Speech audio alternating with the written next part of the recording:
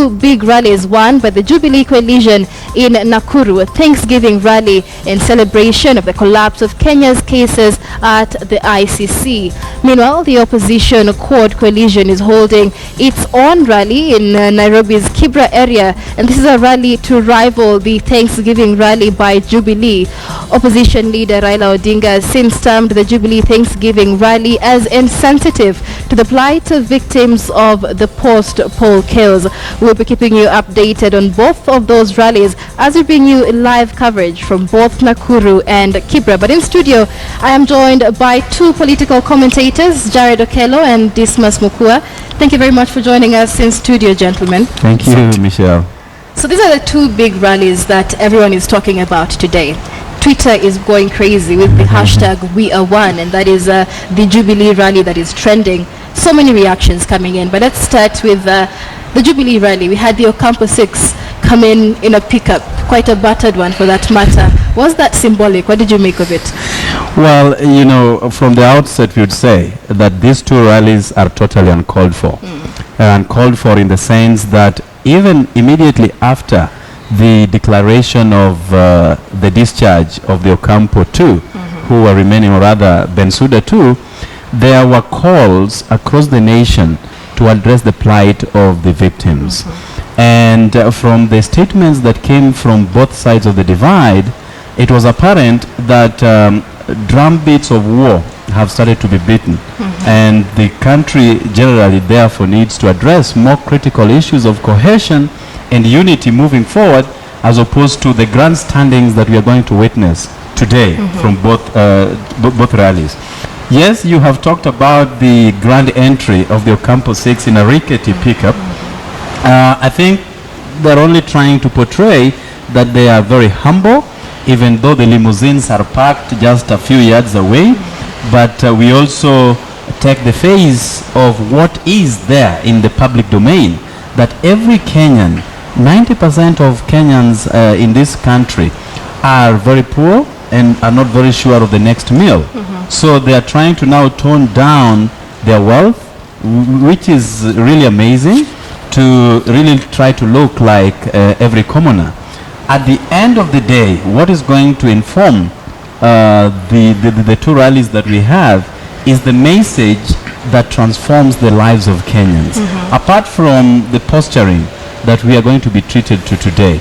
But you know, the rally in Kibera does not have the court brigade. Raila is still in London. He must be arriving tonight or tomorrow in the morning. Kalonzo Musyoka just flew out of the country to attend to official business in Portugal. And the Ford Kenya party leader, Honorable Moses Wetangula, the Bungoma senator, is also attending to certain critical issues in Trans Nzoia, as well as in his backyard in Bungoma.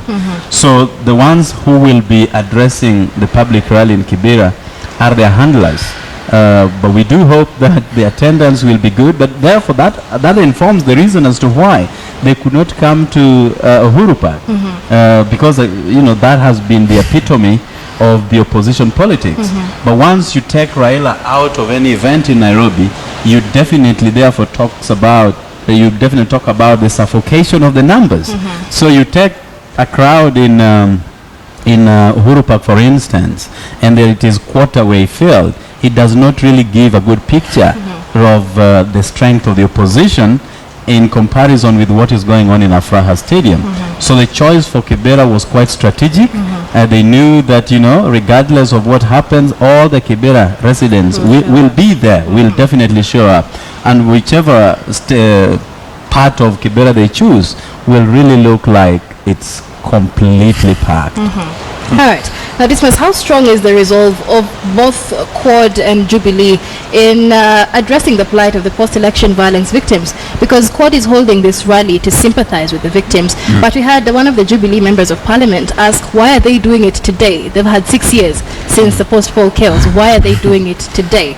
And then the Jubilee Alliance, we had one of the senators being interviewed by our very own Duncan Hayamba, and she says there was no arrangement made to have victims of post-poll chaos attend that Thanksgiving prayer rally. So where are the victims in all of this?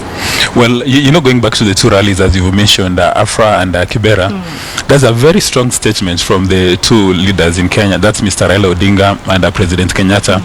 They're not interested in uniting the nation, and they're not interested in ensuring that the issues of Wanjiku are given preferential treatment.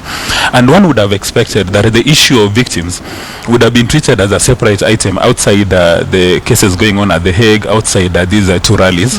But nobody has paid attention to the victims, and that's a tragedy for Kenya.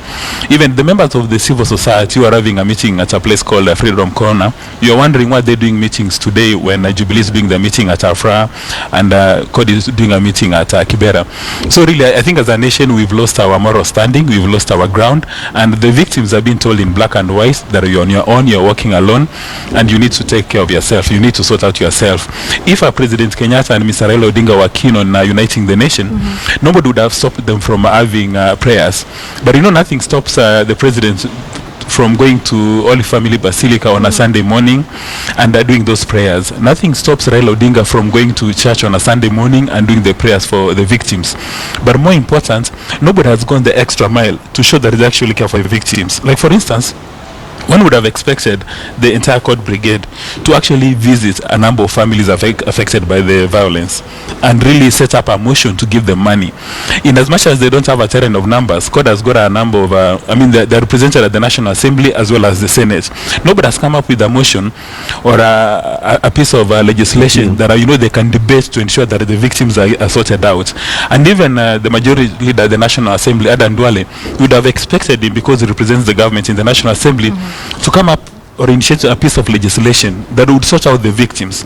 But you've seen what has happened today is a display of sycophancy.